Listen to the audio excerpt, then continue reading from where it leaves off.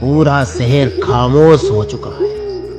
सड़क के किनारे एक भिखारी मोहन सोने की कोशिश कर रहा है, लेकिन खाली पेट उससे सोने नहीं दे रहा। उसके जिंदगी में सिर्फ भोलू ही है जो हर कदम पर उसका साथ देता है।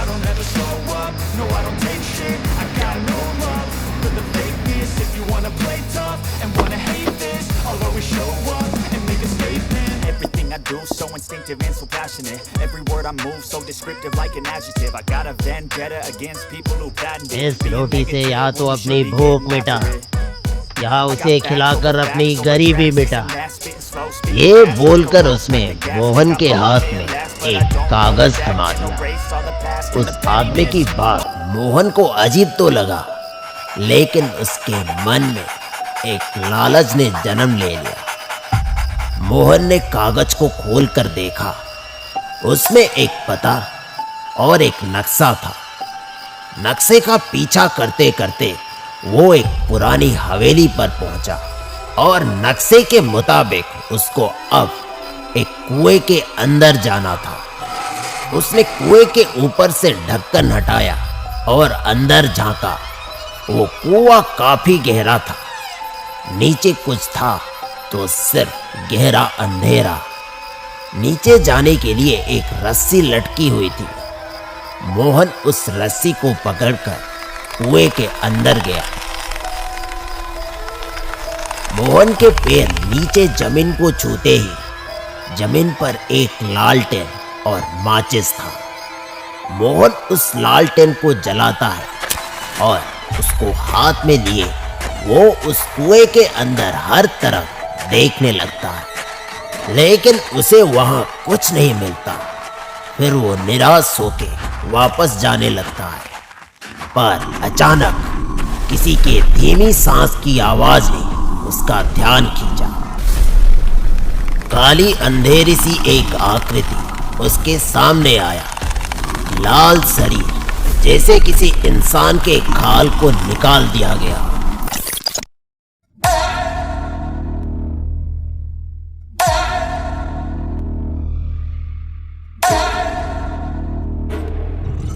सामने आते ही उसकी नजर मोहन के हाथों में पकड़ी रोटी पे टिक गई। मोहन ने घबरा के उस रोटी को कुछ दूर फेंक दिया। वो उस रोटी के ओर दौड़ने लगा।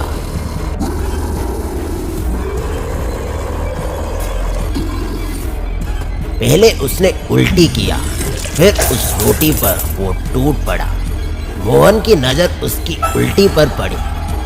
उस उल्टी के साथ सोने के टुकड़े जमीन पर बिखरे पड़े थे। डरते हुए मोहन ने कुछ सोने के टुकड़ों को उठाया और वहां से निकल गया।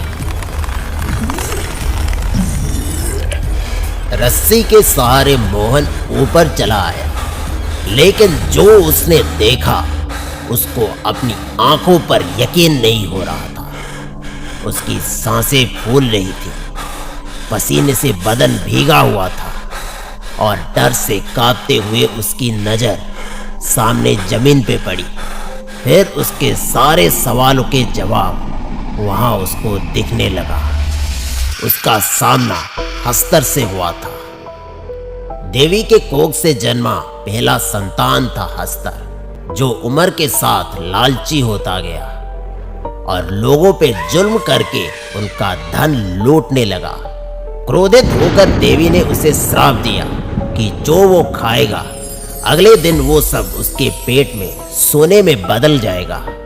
लोगों को कहा गया कि वो हर रात उसके लिए भोजन लेकर जाएं। जहां हस्तर पहले दिन का खाना सोने में उगल देता था और लोगों का दिया हुआ खाना खाने लगता था। ऐसे ही कुछ दिन चलने पर जब वो लोग भी लालची हो गए तो देवी ने हस्तर को एक बड़े कुएं के अंदर हमेशा के लिए बंद कर दिया। समय के साथ ये बात एक रहस्य बन चुकी थी, लेकिन सालों बाद ये राज फिर से किसी के सामने आया। मोहन को अब सब कुछ समझ में आ चुका था। हाथ में सोने के टुकड़े को पकड़कर वो अब अगली रात के इंतजार में था। अगली रात आई। इस बार मोहन ने अपने साथ ज्यादा रोटी ले लिया था ताकि सोना उठाने के लिए उसे ज्यादा वक्त मिले।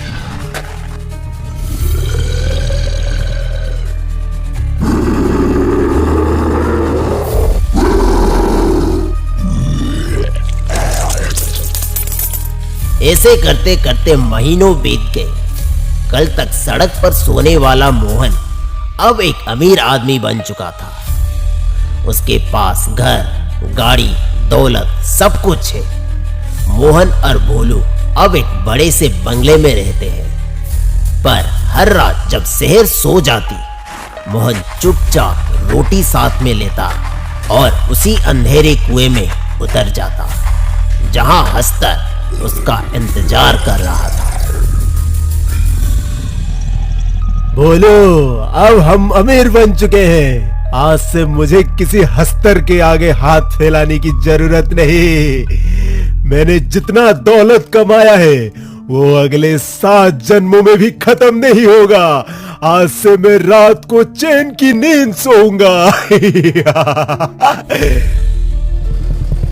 मोहन ये भूल चुका था कि लालच एक दलदल है। एक बार जो पैर रख दिया तो निकलना आसान नहीं। बहुत दिनों बाद आज मोहन अपने कमरे में सुकून की नींद सो रहा है, लेकिन उसका ये सुकून ज्यादा देर तक नहीं टिका।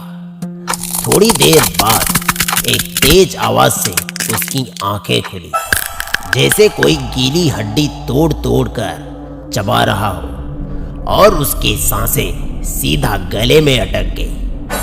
वो अपने कमरे में नहीं था, वो वापस उसी कुएं के अंदर था जहां वो रात में हस्तर को रोटी देने के लिए जाता था। और मोहन का शरीर पूरा का पूरा सूना पड़ चुका था। ना हाथ हिल रहे थे, ना जुबान, सिर्फ आंखें जिंदा थी। हल्की सी सांस की आवाज आई, फिर अंधेरे से हस्तर बाहर आया। वो मोहन के बिल्कुल नजदीक था। मोहन सिर्फ देख और सुन पा रहा था। आज तुझे छोड़ रहा हूं, लेकिन अगर तूने फिर से ऐसा किया तो तेरा क्या अंजाम होगा ये तू थोड़ी देर में समझ जाएगा। मोहन झटके से आंखें खोलता है और देखता है अपना महंगा बिस्तर और अपना महंगा कमरा, सब कुछ पहले जैसे था। सपना, ये बस एक सपना था। फिर उसकी नजर जमीन पर पड़ती है, चिपचिपा दाग और उसमें पीले चमकते टुकड़े। ये कोई सपना नहीं था। हस्तर यहाँ आया था। यहाँ उसने उल्टी की है, मतलब उसने आज रात का खाना खा लिया। लेकिन उसने क्या खाया? ये सोचकर उसकी सांसें रुक गई। वो अपने बिस्तर से उठकर दौड़ते हुए घर के कॉरिडोर की तरफ भागा। जमीन पर भोलू के गले का पट्टा पड़ा था। आसपास खून के छींटे लगे थे। ये देखकर मोहन घुटनों पर गिर गया और पट्टे को दोनों हाथों से उठाकर रोने लगा। बोलू, मुझे माफ कर देना दोस्त। मेरी गलती ने तेरी जान ले ली।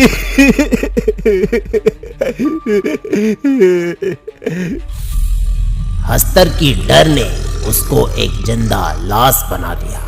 वो अपने गाड़ी में घर से बाहर निकला।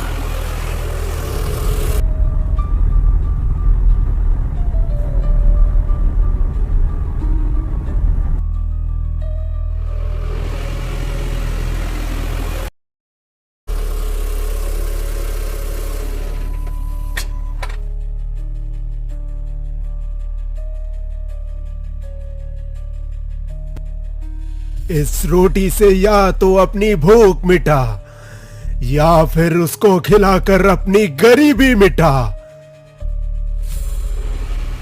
जब लालच इंसान पर हावी हो जाता है तब उसे खुद भी एहसास नहीं होता कि कब वो एक गहरी दलदल में धंसता चला जाता है।